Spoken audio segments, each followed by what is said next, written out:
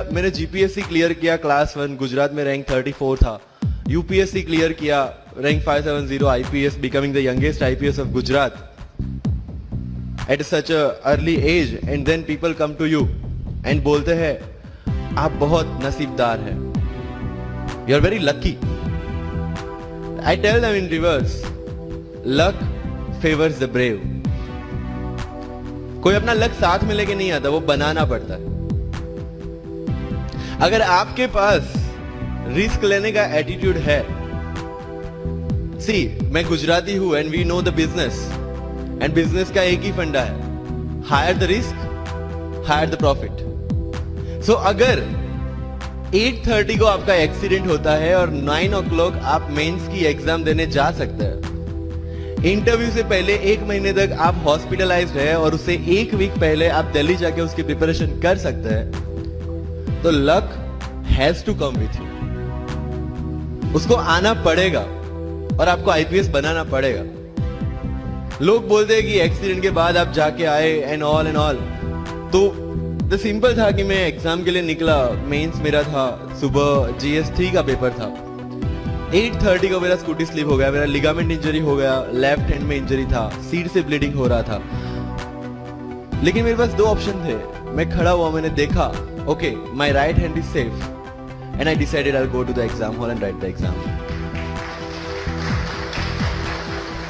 मेरे पास 2 ही ऑप्शन थे, या तो मैं वहां से उठ के रोने लगूं, यार मेरे साथ ही ऐसा क्यों हुआ, मेरा एक्सीडेंट हो गया, मेरा मेंस खराब हो गया, और हॉस्पिटल जाओ। या दूसरा ऑप्शन था कि मैं देखूं कि मैं 3 घंटे और सरवाइव कर सकता हूं। हाँ कर सकता हूं। मैं मेंस के लिए एग्जाम हॉल में गया। ये जितने भी फोटोग्राफ्स लगे हैं, सर ने जैसे बताया कि जितने भी इंसान सक्सेसफुल हुए, अगर आप उसकी लाइफ स्टोरी देखेंगे तो कहीं ना कहीं एक मोमेंट आता है जहां पे वो इंसान की जो स्ट्रगल है वो पीक पे हो जाते हैं। वो इस मोमेंट पे आपको डिसाइड करना है कि आपको वहां से यू टर्न लेना है या आपको वहां से आगे निकलना है। इन सब लोगों ने डिसाइड किया कि उनको वहां से आगे निकलना है, एंड दैट इज द फंडा ऑफ लाइफ। सक्सेस उन्हीं को मिलता है जो इस स्ट्रगल वाले मोमेंट से आगे निकलने की सोचते हैं।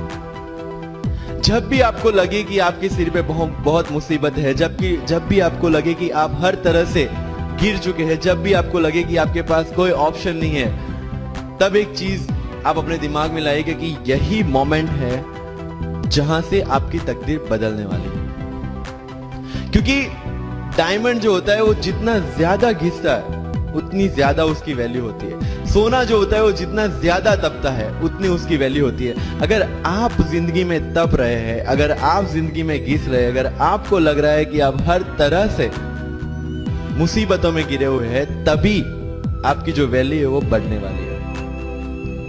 और यही मेरा एटीट्यूड रहा है। लोग बोलते हैं कि तुम्हारी फाइनेंशियल कंडीशन ठीक नहीं थी, पापा इलेक्ट्रिशियन थे, मम्मी हाउसवाइफ थी, डायमंड के कारखाने में काम करती थी, उसके बाद उन्होंने मैरिज में रोटियां बनाने का काम किया, और उस तरह से मैं पढ़ा।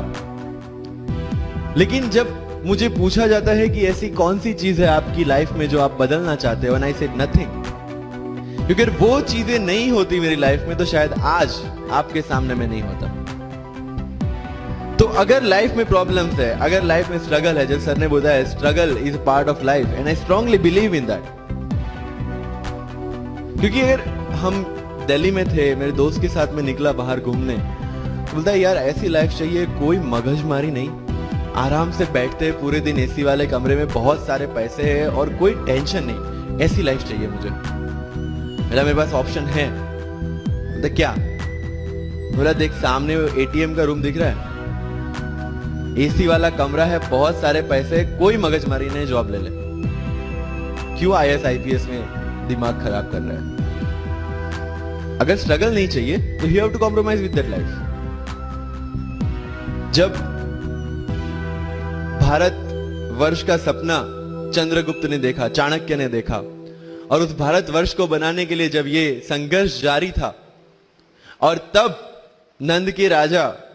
राजा धनानंद की डॉटर दुर्धरा से चंद्रगुप्त को प्यार हो जाता है, और जब चाणक्य उनको बोलते कि नहीं तुम्हें उससे दूर रहना है, तब चंद्रगुप्त बोलता है आचार्य कभी कभी सोचता हूं कि जिंदगी में या ये भारत के सम्राट बनने के लिए इतना त्याग, इतना बलिदान ना देना होता तो। और तब चाणक्य रिप्लाई करते हैं तो हर कोई भारत का सम्राट होता। This is the fundamental rule of life. अगर आईएएस बनने के लिए, आईपीएस बनने के लिए सैक्रिफाइस करना नहीं पड़ेगा, अगर उसके लिए आपको त्याग नहीं करना पड़ेगा, तो आज पूरे इंडिया में हर घर में आपको आईएएस आईपीएस मिल जाएंगे। So when you are entering into this game of UPSC or MPSC, make sure that you have to sacrifice anything which will take you to your goal. लेकिन प्रॉब्लम ये है कि हमें टेंशन होती है, यार दोस्त की एंगेजमेंट है, उसकी बर्थडे पार्टी है, उसकी शादी है, अटेंड नहीं करूंगा तो बोलेगा मैं तेरी शादी में नहीं आऊंगा, एंड ऑल। लेकिन बिलीव मी, जब आप आईएएस बन जाओगे, वो सामने से याद दिलाएगा, भाई इनविटेशन कार्ड नहीं भेजा तूने। समझ रहे हो? तो जो कुछ भी इसके लिए सेक्रीफाइस कर रहे हो, वो जब आप उस पोस्ट पे पहुंचोगे, सब कुछ वर्थ है, सब कुछ। मैंने जो मेरा इंटरव्यू था यूपीएससी का, मुझे एग्जैक्ट डेट याद है, 23 मार्च को मेरा इंटरव्यू था। 20 फरवरी को मुझे हॉस्पिटल में एडमिट किया गया क्योंकि मुझे इन्फेक्शन हो गया था बॉडी में, एंड बहुत हाई फीवर था, तो आईवी के अलावा कोई ऑप्शन नहीं था।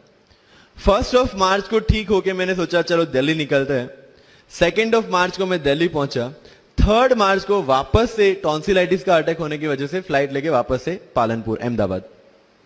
Again hospitalization. 15 मार्च को I got relieved from the hospital. 16 March को मैं दिल्ली पहुंचा और 23 मार्च को I give my UPSC interview. तो 1 महीने का हॉस्पिटलाइजेशन।